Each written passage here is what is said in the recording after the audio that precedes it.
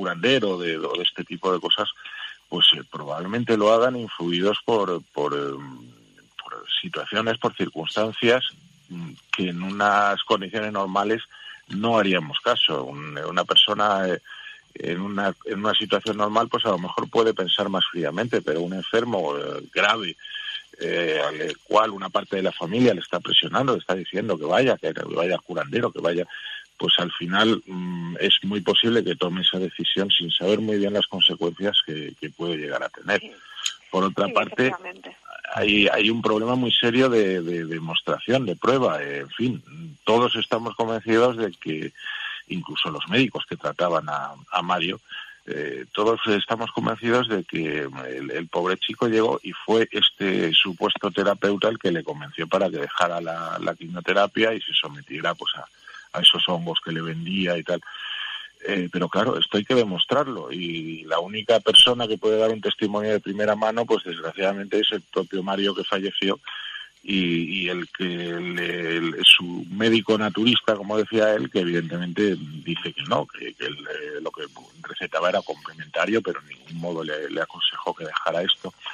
En fin, es un tema muy complicado, es un tema que hay que afrontar con cambios en la legislación, pero también con un cambio en la perspectiva de que se juzga, y dándose cuenta pues que esto es un poquito, salvando las diferencias, como ocurre con la violencia en el ámbito familiar, no solamente la violencia contra la mujer, o como ocurre en algunos otros aspectos que sí que se ha evolucionado la forma de mirarlo. Hay que darse cuenta de que aquí no hay testigos, hay que darse cuenta de que no es una situación habitual, y ponerse de algún modo en la piel, en la situación de la víctima, para evaluar de verdad lo que puede haberse sucedido, y también pues darse cuenta de que si un tipo va por ahí vendiéndose como profesional de la medicina naturista, pues probablemente esté dando consejos médicos, aunque en la realidad ni sepa, ni pueda, ni deba hacerlos. Elena, ¿y tú qué crees que lleva a la gente en general, ya no en el caso de Mario, que podemos entender que el miedo a la muerte le puede a la gente inducir a tomar decisiones erróneas? Realmente, o da la sensación de que las terapias estas a veces tienen hasta cierta buena prensa, ¿no? O sea, ¿qué crees que lleva a la gente hasta ahí? ¿El desconocimiento, la desinformación, la desconfianza hacia los métodos tradicionales? Pues es que es un poco todo, o sea, todo lo que has comentado, por supuesto, como comentaba también Fernando Friar, el hecho de hallarse en una situación emocional de debilidad, ya sea por un tema de enfermedad o simplemente porque tengas algún otro problema de índole, pues, no sé, familiar y demás, te hace mucho más susceptible de caer en manos de alguien que aprovecha esa situación pues para engañarte y, en el mejor de los casos, sacarte dinero, y en el peor de los casos, pues acelerarte la muerte o llevarte a ella. Entonces son muchas las causas, y por supuesto gran parte de culpa de esta acogida popular que tienen las falsas terapias a nivel social la tiene el hecho de que incluso desde los colegios profesionales sanitarios, las autoridades sanitarias e incluso algunas universidades se ha estado legitimando dando títulos sobre estas falsas aproximaciones terapéuticas. Entonces, claro, ahora dile a un alumno que pagó pues miles de euros para sacarse un título que realmente no tiene ningún tipo de oficialidad ni puede usar, pero dile que no lo use en un ámbito sanitario para el cual se supone que se le formó y que lo recibió de una universidad con reconocimiento y estatus social. Esto es lo que no nos podemos permitir, y en algún momento tenemos que parar. Claro, pero es que yo añadiría otra cosa, y es cómo le explicas tú al paciente que va a la consulta de ese individuo que ese diploma que hay en la pared en realidad no vale ni el papel en el que está escrito. Efectivamente. Entonces, se ha creado una situación en la que es muy fácil atrapar clientes, pero es muy fácil también que esos clientes piquen. Sí, doctor. Efectivamente. Recordemos que prácticamente todos los miembros de una asociación escéptica nos hemos descargado ya el título que nos habilita para recetar productos de Guarón. O sea, que sí, todos los miembros y nuestras mascotas también. Efectivamente. Oye, claro, pero por ejemplo ya, perdón que interrumpa, en la propia normativa de la ley que ordena las profesiones sanitarias ya deja muy claro que las titulaciones en ciencias de la salud dentro de este ámbito necesitan ser oficiales y regladas, y que no puedes hacer publicidad con ninguna otra titulación que no haya sido previamente autorizada por el Ministerio. Entonces, bueno, pues por favor apelamos a la ética de los que se consideran profesionales de la salud para que realmente lo único que expongan en sus paredes sea aquello que sea oficial, reglado y ético, y por otra parte cualquiera de nosotros podemos denunciar este tipo de situaciones anómalas a los diferentes colegios profesionales sanitarios, a las autoridades sanitarias o incluso a través de APET, para entre todos conseguir visibilizar la situación y de alguna manera atajarla. Porque paradójicamente tú entras a una consulta que legalmente no es una consulta médica, pero te la presentan como eso. Va un tío ahí con su disfraz de terapeuta, con el título falso en la pared, pero legalmente no son estafadores. Aunque te engañen, ¿no? Bueno, ese es uno de los problemas. Son estafadores de alguna... Según el diccionario está claro. Tiene que ser. ¿El qué? El diccionario está claro que son estafadores, pero a la hora de... Y sirve eso también para los mediums y todo esto. Va la gente, les denuncia y se supone que no son estafadores, no les condenan por estafa nunca. La jurisprudencia, además es que lo dice expresamente, dice que en el caso de curanderos, tarotistas, todo este tipo de cosas son engaños demasiado burdos y vamos... usando una frase que además es de un caso de Valencia, de aquel sacerdote que estafaba, tenía una especie de secta y estafaba estafaba no, porque el juzgado dijo que no. El fiscal dijo que el derecho penal no empara incautos. Entonces, lo que vienen a decir es que si tú picas en estas cosas que los tribunales consideran tan burdos, pues es culpa tuya. Que es lo que yo decía que hay que cambiar porque...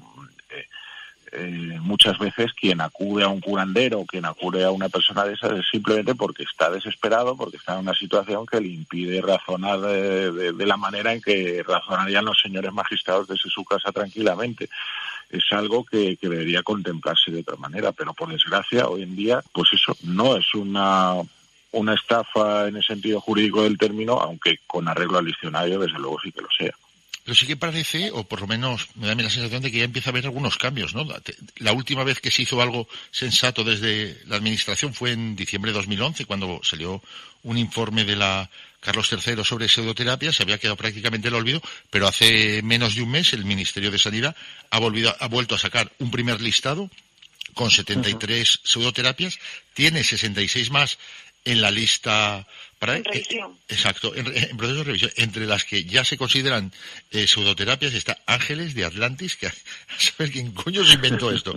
Coaching. Sí, pero ojo, dentro de ese primer listado, que son técnicas o cosas, como el propio ministro de Ciencia lo denominó, se hallan aquellas cosas, aquellas técnicas que ni siquiera han intentado demostrar que funcionen para algo. Y entre ellas hay que resaltar que se halla la falsa medicina ortomolecular, que de hecho fue la que siguió Mario en 2013 y que lo llevó cuanto menos aceleró su muerte. Entonces, si en 2011, cuando el Ministerio de Sanidad concluye que son técnicas que no superan el efecto placebo, hubiesen aplicado la normativa vigente y hubiesen prohibido seguirlas utilizando bajo esa denominación y por supuesto, dentro de todo el ámbito de salud, quizás Mario hoy estaría aquí. Por ejemplo. Claro, hay que tener en cuenta que de hecho es que es el mismo listado. Uno de los problemas que tiene este listado es que ni siquiera han actualizado el de 2011. Pero bueno, que como dice Elena, es algo que la luz roja se había encendido entonces y sin embargo los sucesivos gobiernos pues no han hecho absolutamente nada, pues hasta que llegó nuestra ex consellera de Sanidad al Ministerio de Sanidad. Y junto con Pedro Duque empezaron con este plan contra las pseudociencias y este tipo de campañas, pero hasta ahora es que la actitud de los gobiernos, incluso con ese dato debajo de las narices, pues era absolutamente pasiva y no ya pasiva, incluso de colaboración abierta con algunas prácticas, coqueteando con el posible reconocimiento de algunas prácticas dentro de las titulaciones sanitarias y bueno, haciendo aún más favorable todavía de lo que contiene la legislación el trato hacia la homeopatía. Sí, lo que está claro que la campaña está con prueba, que es muy completa, con anuncios, con vallas publicitarias, todo eso. Yo creo que sí que cambia un poco la dinámica, pero la duda es, una vez tengamos el listado completo, las 139, creo que son 140 en total, ¿qué pasará? ¿Estarán prohibidas? ¿No se podrán aplicar en centros públicos pero sí en privados? ¿Se sabe luego, una vez tengamos el listado, que estará fenomenal, pero prácticamente lo que decíamos, para saber que Los Ángeles de Atlantis no funciona, tampoco hace falta estudiar en el MIT? O sea, ¿qué pasará luego? ¿Se sabe? Pues hombre... No os veo convencidos. Es que no se sabe. Hasta donde sabemos, ¿no? O sea, sería meramente informativo. Y realmente, si nos ciñésemos a la legislación vigente, las técnicas que pueden aplicarse han de basarse en la evidencia científica, con lo cual, si estas carecen de ella, no deberían estarse aplicando y, por tanto, se entiende que tienen que quedar fuera del sistema de salud, tanto público como privado. Es decir, que de alguna manera debería perseguirse. Pero no sabemos qué será lo que vaya a pasar. Y teniendo en cuenta que el actual presidente de la Comisión de Intrusismo del Colegio de Médicos de Valencia, un crack, practica la hidroterapia de colon, que es una de las ya reconocidas pseudoterapias, y que su propio Colegio de Médicos de Valencia, denunciado el caso, nos contestó que no observaban falta deontológica alguna, pues evidentemente tenemos pues nuestras serias dudas de qué pasará en adelante si desde el Ministerio de Sanidad y desde el Gobierno no se sigue haciendo un pulso frente a aquellos que se supone que tienen la responsabilidad de velar por las buenas prácticas en salud y vigilar el intrusismo sanitario. Porque aquí hemos llegado a uno de los... Perdona, Fernando, ¿decías? No, que iba a decir que sí, que ese es uno de los problemas más graves que hemos tenido durante mucho tiempo y todavía colea en algunos casos como el de Valencia. La actitud de colegios profesionales, los de médicos, los de farmacéuticos con la homeopatía, ya no hará falta ni que os lo cuente. El otro día estaban allí todos en primera fila en un congreso homeopático. Sí, en Barcelona, con toda la jeta, soltó, no me acuerdo quién era uno, que con la homeopatía fidelizamos a nuestros clientes. Ahí estamos. Claro, y le metemos la mano en el bolsillo, que es de lo que se trata. Porque generalmente siempre hablábamos del Colegio de Médicos. Es verdad que no ha hecho mucho, pero por lo menos lleva anunciando, aunque se les acabó el plazo que ellos mismos se fijaron hacía más de 6 meses, ellos anunciaron una especie de observatorios. Y sí que parece que en algunos colegios y en la Organización Médica hay algunos movimientos, que no es mucho decir, pero comparamos a los colegios de médicos. Exacto. Ha habido un cambio de actitud muy notable y en algunos casos con resultados, discretamente, porque tampoco es que lo lleven con grandes alaracas, pero bueno, tienes en el Colegio de Valladolid, el de Alicante, que están dando buenos pasos en este sentido. Pero el de psicólogos no nos lo olvidemos. No, todo lo contrario, el de psicólogos ya sabéis que llegó a... Su Consejo General llegó a hacer un comunicado a raíz del Plan contra las Pseudociencias, que venía a decir que las pseudoterapias son aceptables siempre y cuando las practiquen sus colegiados, que ha llegado incluso hasta el extremo de que los propios colegiados, un grupo muy importante de psicólogos, ha escrito una carta de protesta porque es que es impresentable esto. Pero es la actitud que hemos visto durante años y años en prácticamente todos los colegios sanitarios. ¿Y podrán seguir manteniendo esa actitud si sale el famoso listado o necesitaremos algo más? Yo creo que necesitaremos algo más, por lo que decía Elena. Habrá que darles un empujón, porque si con una práctica que carece, es que ni se han molestado en publicar un artículo que parezca científico, como la hidroterapia del colon, y ahí tenemos a un tipo anunciándolo, y su colegio dice que no ve nada reprochable, pues caramba, si el colegio no le da la gana hacer nada, porque eso ya es que no le da la gana, pues habrá que intentar que sea otro tipo de autoridad la que se ponga en marcha, ¿no? Sí, efectivamente. O sea, tiene que ser algo que competa a todas las autonomías sin excepción. Aquí, en esta media horita que íbamos hablando, se han llevado capones más o menos intensos las universidades, los colegios de médicos, el Ministerio de Sanidad, alguna consellería, los jueces, todo el mundo, menos la prensa. A ver, Elena, expláyate tu opinión sobre el tema. ¿Lo estamos haciendo mejor? ¿Lo estamos haciendo peor?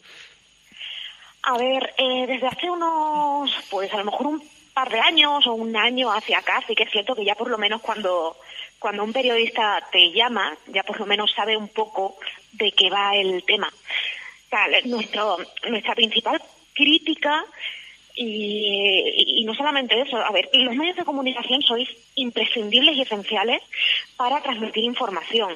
Pero claro, la información tiene que ser objetiva para poder ser información, si no estás vendiendo un engaño y estás generando víctimas.